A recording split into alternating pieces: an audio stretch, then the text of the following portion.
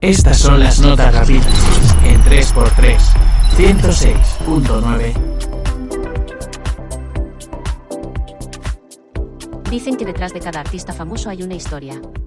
Y no siempre es de esfuerzo, talento y disciplina. A veces, también hay sombras, secretos y pactos ocultos.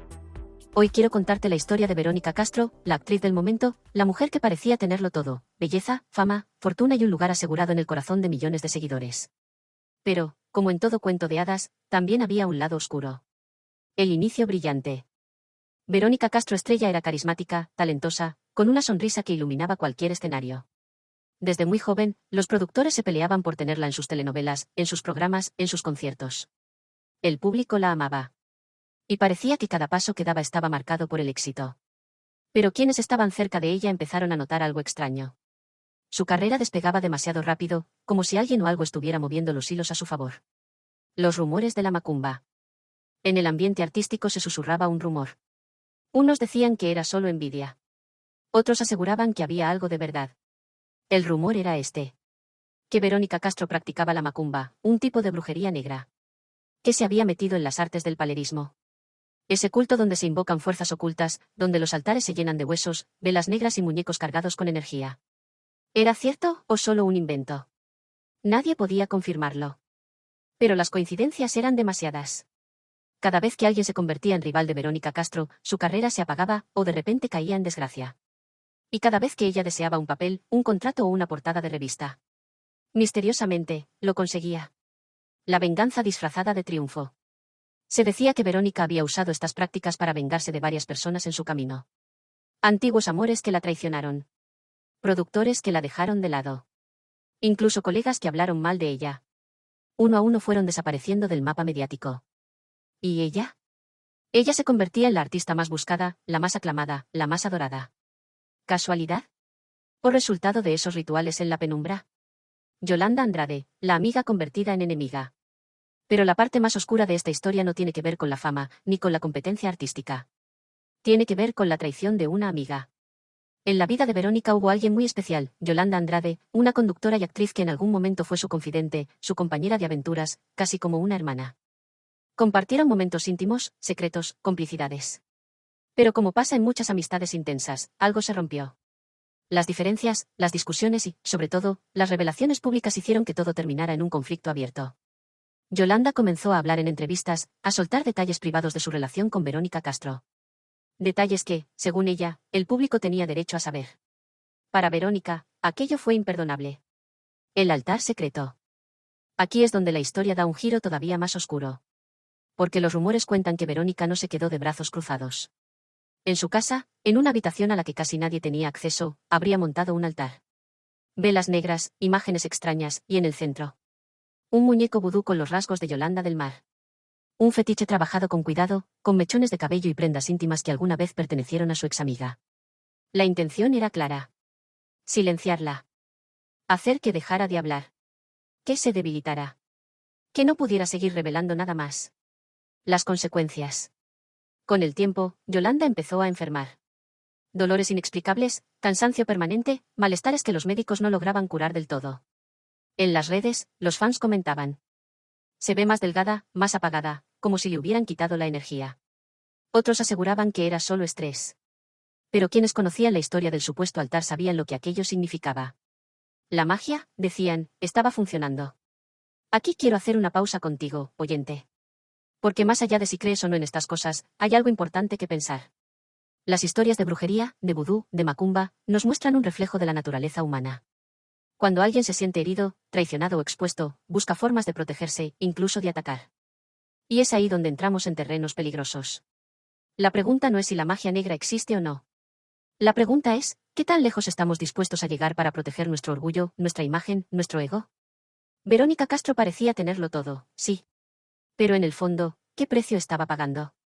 Vivir con la necesidad de controlar a los demás, de silenciar voces incómodas, de buscar en las sombras lo que quizá no podía lograr a plena luz. Eso también es una forma de cárcel. Porque cuando uno abre la puerta a esas energías, nunca se sabe hasta dónde van a llegar. Nunca se sabe si el daño que envías terminará regresando multiplicado. Yolanda Andrade, pese a todo, no se quedó callada. Con cada tropiezo de salud, con cada debilidad, también encontró nuevas fuerzas. Empezó a hablar de la importancia de protegerse, de rodearse de luz, de no permitir que el miedo controle la vida. Quizá como una manera de contrarrestar aquello que le estaba ocurriendo.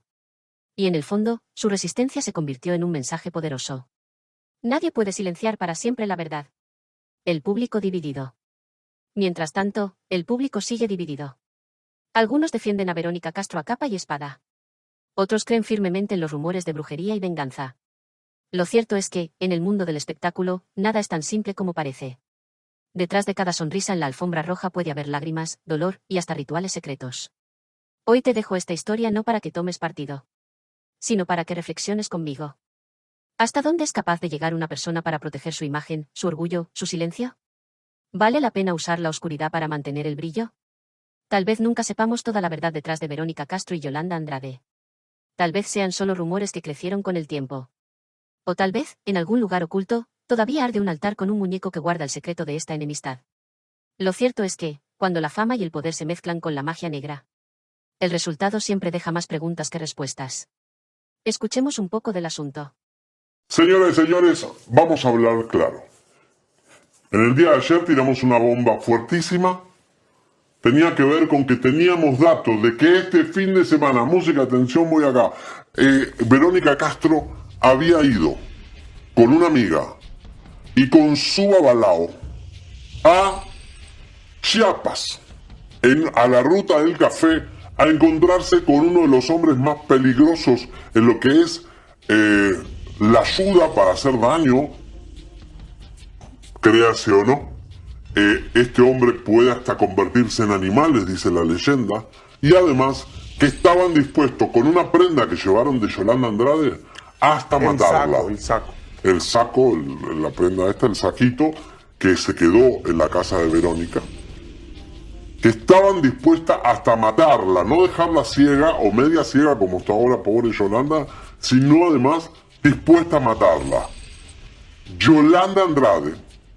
¿Y qué creen que fue la reacción de Yolanda Andrade? ¿Se rió? ¿No lo tomó en serio? ¿Cuál?